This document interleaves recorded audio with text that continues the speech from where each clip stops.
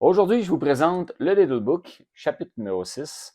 C'est un assemblage de whisky américain fait par Freddie No, qui se trouve à être le huitième de la génération de Jim Beam directement. Je vais donc déguster ce fameux whisky, vous donner mes impressions et essayer de vous le faire découvrir.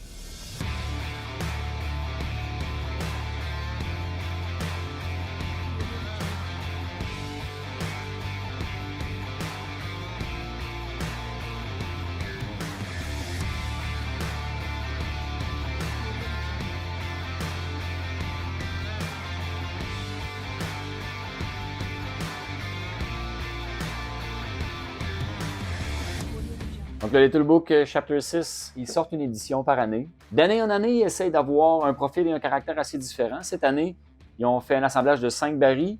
Chaque baril aurait été fumé avec des bois différents. Ils sont amusés aussi à mettre des morceaux de bois aussi d'érable ou de bois de cerise, de cerisier, fumé avec du hickory, avec de l'érable.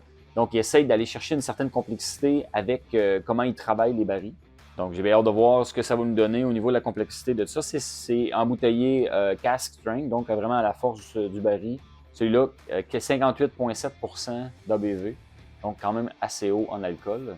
On va voir ce que ça nous réserve. Au nez, tout de suite, ce qui saute aux yeux, là, saute aux yeux. Au nez, tout de suite, qui saute à l'évidence, c'est la présence de l'alcool. Donc, on sent l'alcool. Vite fait, les premières effluves, ça fait penser un peu à l'alcool à friction. Ça se dissipe assez rapidement. J'ai l'impression qu'il gagnerait à respirer. Là, parce que si la première chose qu'on sent, c'est l'alcool, ça veut dire qu'au niveau de la maturation, dans les barils, il n'y a pas eu le temps d'oxyder assez, d'évaporer l'espèce de côté vif. Il y a quasiment un petit profil de gin. Le côté herbal est assez prononcé, puis c'est pas habituel chez un whisky d'avoir autant d'herbes que ça ou d'avoir autant d'épices que ça. Fait que je pense que je vais faire mes devoirs, vraiment me concentrer sur ce que je découvre dans ce whisky-là pour essayer de mettre de l'ordre là-dedans. A few moments later. J'ai fait mes devoirs. Ça donne quand même pas mal de choses à décortiquer. En gros, comme j'expliquais tantôt, le punch d'alcool il sort au début. En respirant, on vient à bout d'un peu plus décortiquer ça. Ça vient sur plusieurs couches, plusieurs paliers, plusieurs vagues d'arômes qui sortent. Mais c'est le genre de whisky qu'on met nos gants, nos lunettes de sécurité, notre carte de construction, puis qu'on plonge.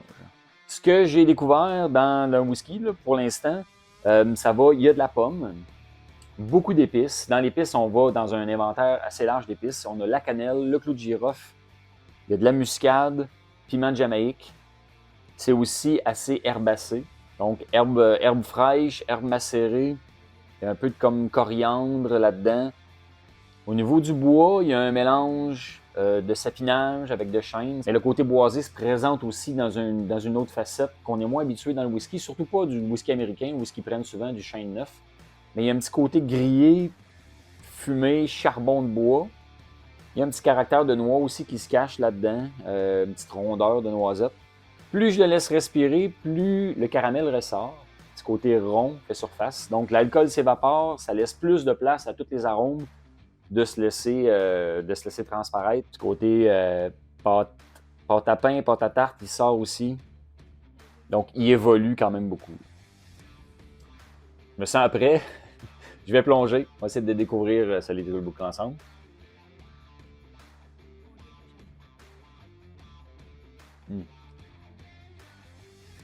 Oh boy. Wouh! Le punch est présent. Donc, je vais recommencer un peu pour essayer de me remettre de mes émotions, puis décortiquer un peu plus ce qui se passe au palais. Encore une fois, la complexité est assez étourdissante. Côté arôme puis saveur, on en a pour notre argent. Donc, je vais faire le tour un peu au niveau du palais, là, 2-3 fois, puis prendre des notes. Et je vais essayer de vous allonger ça un peu mieux. Somme toute, dans le whisky, il y a quand même toute une expérience. Comment je pourrais dire, c'est assez robuste. Ça livre beaucoup.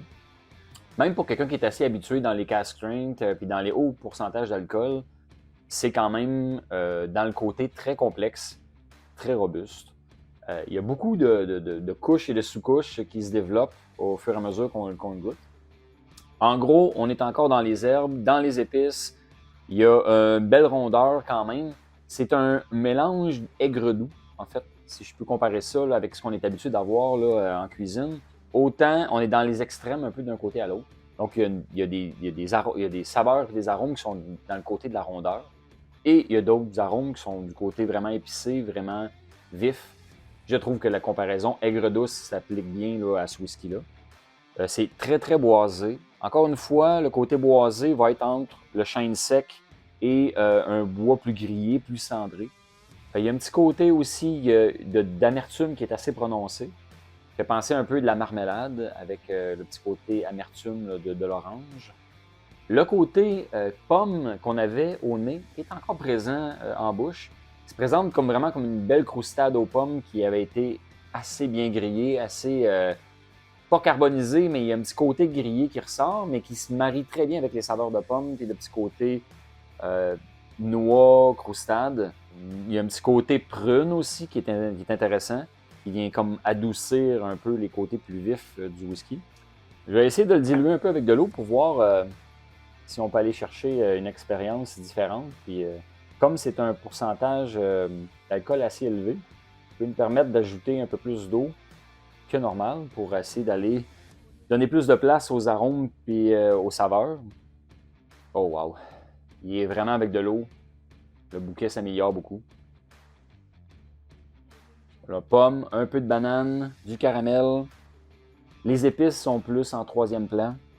Le chêne aussi, il se tasse un peu pour laisser la place aux fruits. Un peu de cerise. Oh, le nez s'est amélioré quand même pas mal avec de l'eau. On va le voir en bouche. J'ai un peu plus de fruits que j'avais lorsque je les prenais bruts. Donc, ça laisse un peu plus de place aux fruits d'évoluer. Mais quand même, les épices sont quand même pas mal présentes avec le chêne. Et il y a quand même une bonne amertume qui revient. Là. Le petit côté orange, pelure d'orange, zeste d'orange, vient comme en quatrième plan.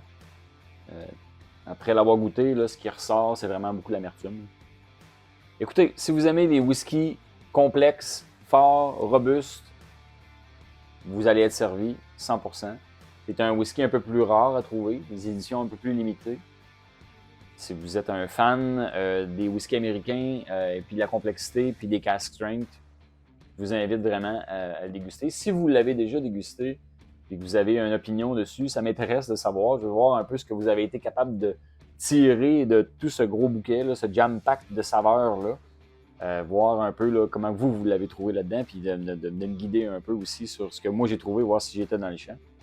Somme toute, très intéressant, une belle expérience. J'ai adoré déguster. J'espère que ça vous a donné un petit aperçu de ce qui se cache dans ce whisky bien rempli. Santé.